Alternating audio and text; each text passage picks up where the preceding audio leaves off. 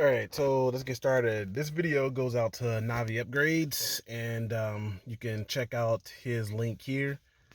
Um, but yeah, so this is Naviupgrades. He has a business making harnesses and whatnot, and tech know-how for the Ford Focus. And here at Focused Hands, we definitely appreciate that. In today's video, we are going to be removing this 4-inch screen and just sync system for the 8-inch upgraded Sync 3 system, which I'll show you in a second. And if you watch this video, he sends you a package out, and in that kit you get the harness, which comes exactly what he says. It comes all wrapped up like this. You get this bit here, and I believe this is for the actually, I don't remember what that's for, but I will soon. And you also get a sticker. You can put it on your car, or like he says, throw it away. We'll think about what we're going to do for this in the coming future for YouTubers like him and like myself. That we're out here grinding, and I appreciate that from him.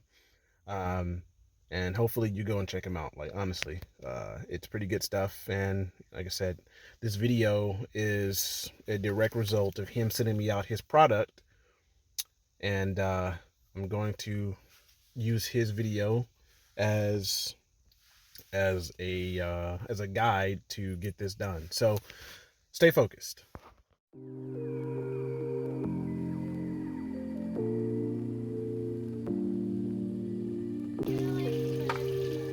So what I have here in my hand.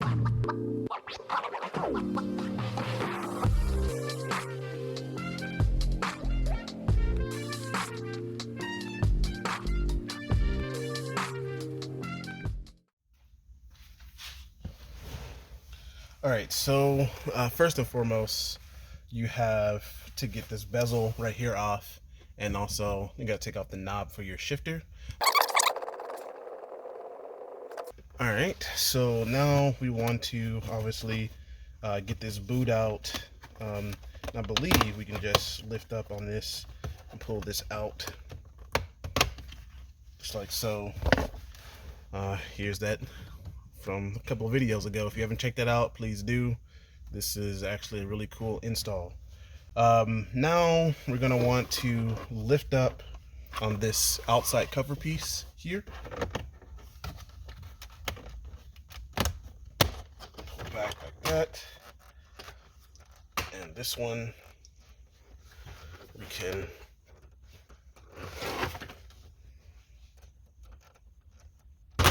pull back like that to get it out. You have this bolt here, which you really can't see. So you have this bolt here, and then you have two bolts underneath this passenger airbag that we have to get out. So let's hop to that. All right, so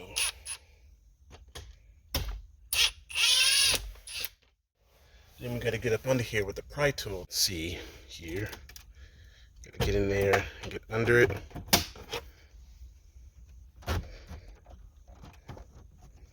Oh, let it slide off. All right, after wrestling with it, get it in here. And it came out with everything. So that this is actually easier the second time to take out than it was the first. Okay, so you have two bolts, one here and one right here. We got to take those out. These are T25 screws.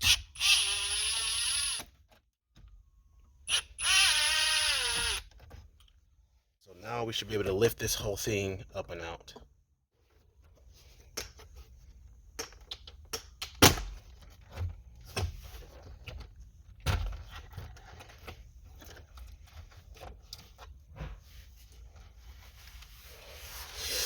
All right, so let's get this out of here.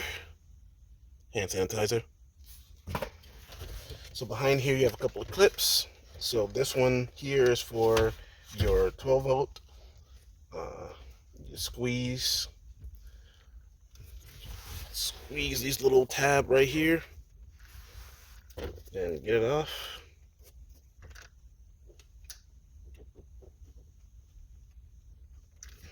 Try to do that without injuring myself.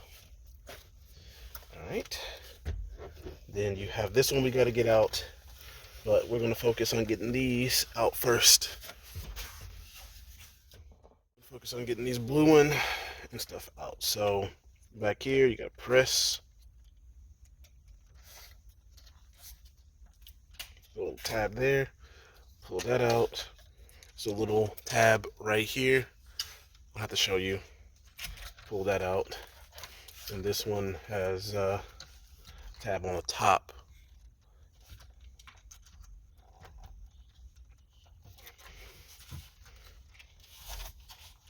Tab on the top, you pull that out. There we go. And then you have to get this out. So how are we going to do that? I think I'm going to use the upholstery tool to get it in here. Alright, so I got it out, and pretty much you just have to wiggle it out with both of these tabs. Both of those tabs right here, you gotta stick your upholstery tool in there and kind of just move it up, more so like this, and just kind of wiggle it out as you're, wedging the upholstery tool in between. So now this is out of the way. So now, let's turn our attention back up here. Under here, you have another 2 bolts that we need to get out in order to pull this whole unit out. So I'm gonna bring it down here so you can see those bolts. So you got 1 bolt right here and 1 bolt right here. You got to get those out, and then you're going to pull up on this center console piece enough to pull this unit out, and we should be good.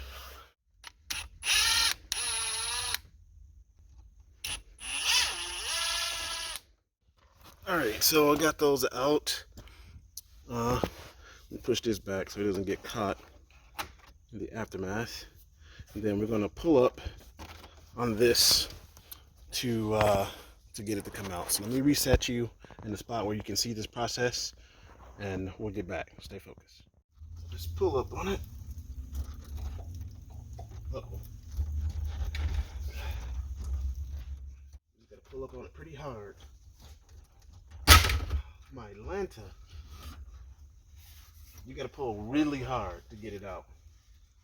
Okay, so once you get that pulled out and you break your hands, I haven't cut myself, so no t-shirt for damaged hands yet.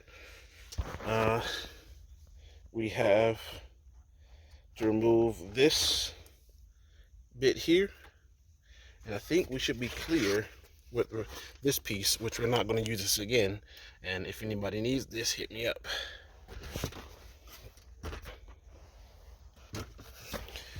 All right, so we got the old CD player, if that was a CD player, that has to come out, and the 4-inch kit, we got to remove that now. So let's get the tools here. We're going to remove the APM.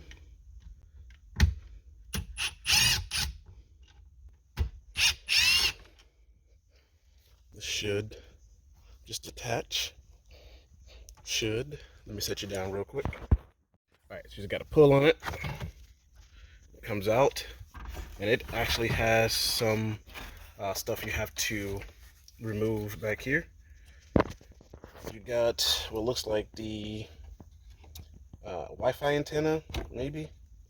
Wi-Fi antenna, the radio antenna, and whatever this other stuff is. So just like, it got like a little tab here. This one, come on in, tab there. This one has a tab right here.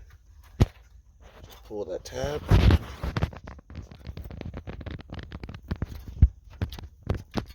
Slide that out of the way. You have to push this out of the way so you can get this one to clear.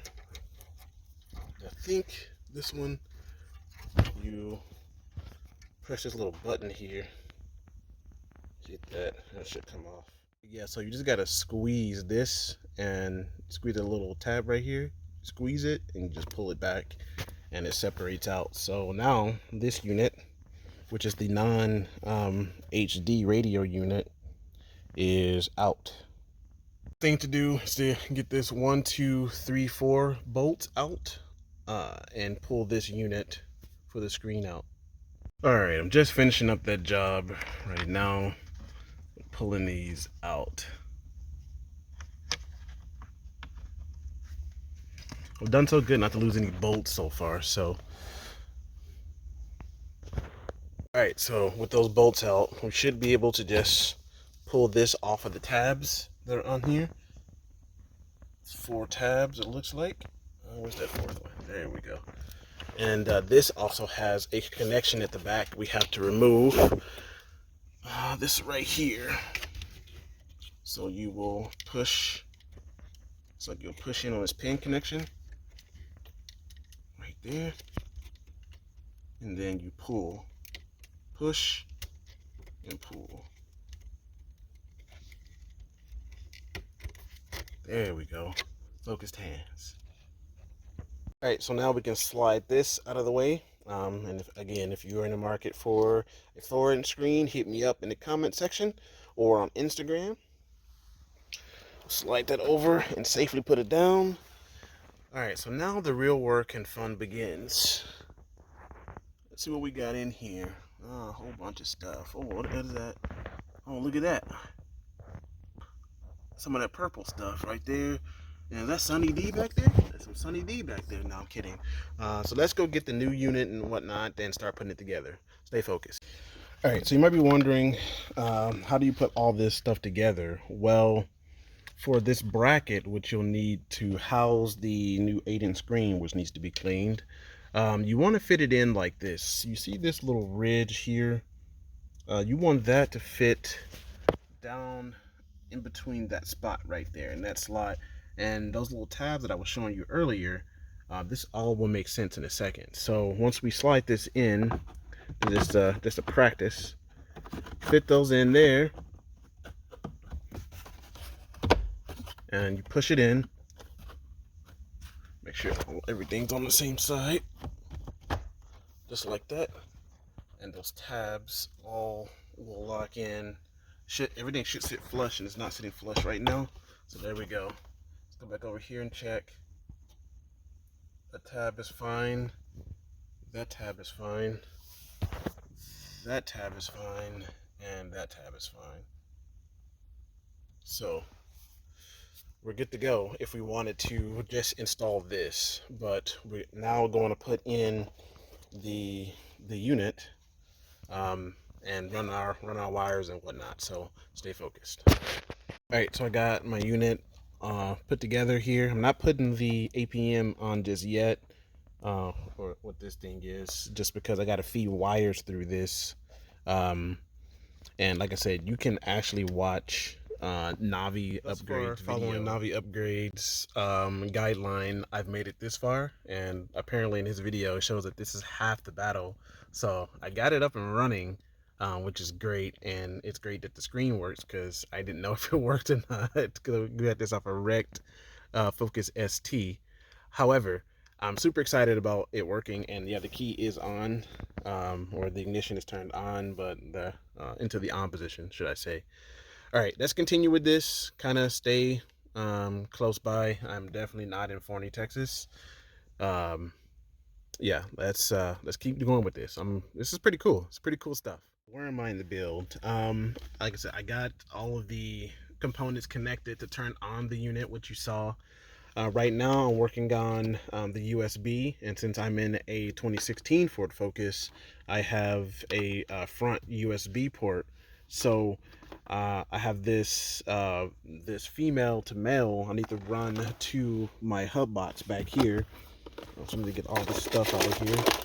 I'll do that in a minute. And then I have this cable that I need to run from the screen to the back over here, and that will be a good setup. And also I got to run the hub power to the new hub, which you will need a new Sync 3 hub. You can't use the one that's down here. Um, Otherwise, your Sync 3 system won't work. So, yeah, stay with me. But I mean, really, I'm gonna say this again. And Navi, if you're watching this, you've done a heck of a job explaining how all this works, and little tricks and tidbits. I got my own little tricks and tidbits for you as well, on some things, but phenomenal job, man. And this is going so smooth. But let's continue. Stay focused on this update. Okay, at this point of the video, I'm working on finishing off running the Sync 3 wiring. I've already taken out the Sync 2 stuff. Where did I put it at? So here's the Sync 2 hub that I've pushed out. It's actually in there pretty tough, so I use, like, something sturdy to push up on it to pop it out. I also wore gloves so my hands didn't get damaged.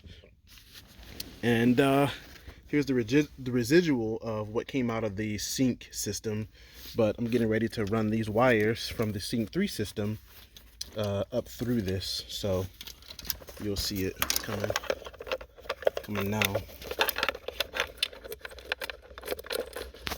There's these two. There goes two, and I need the hub power to come up. Alright, so there goes the hub power. Alright, so the system is good, and you can tuck these two unused back down in here, and just like that, la-di-da. We'll pull out our Sync 3 hub here and get it ready for installation. Stay focused.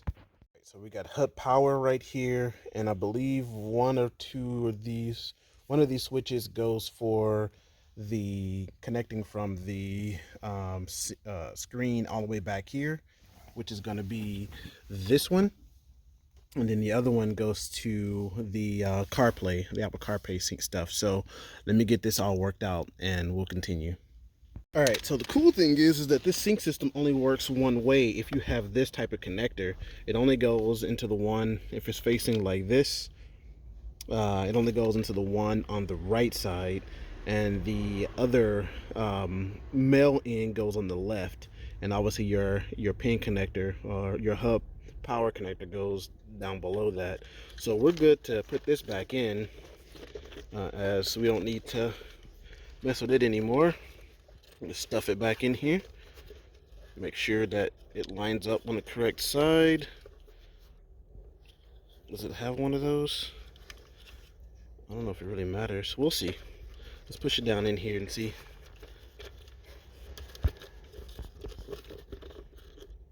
Yeah, it needs to be flipped, I think. Yep, see this little edge right here? This little edge and beveled edge. That beveled edge there, they have to line up, and then you just push it in. All right, so I just got through installing my GPS antenna. Let's pull this out so you can see. GPS antenna is right here, and it's upside down, so where it's supposed to be, and it's back there with some 3M tape.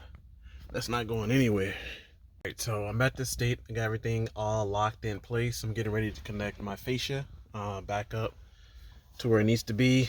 And I got stuff where I need it to sit at right now. Right, so here it is, all in, nice looking. This was a fun job to do. Very interesting. It looks beautiful. All right, YouTube, so I've skipped ahead quite a bit since the last time, and now you've seen everything here put back together. This is what it looks like when you put everything back together. One of the things I'm doing right now is, well, I'm actually downgrading from Sync 3.4 back to 3.3 because my variant has the navigation built in. So I had to downgrade because I did a non-nav upgrade to 3.4. So I'm downgrading back to 3.3 with navigation, and it's going to take 29 minutes to do this.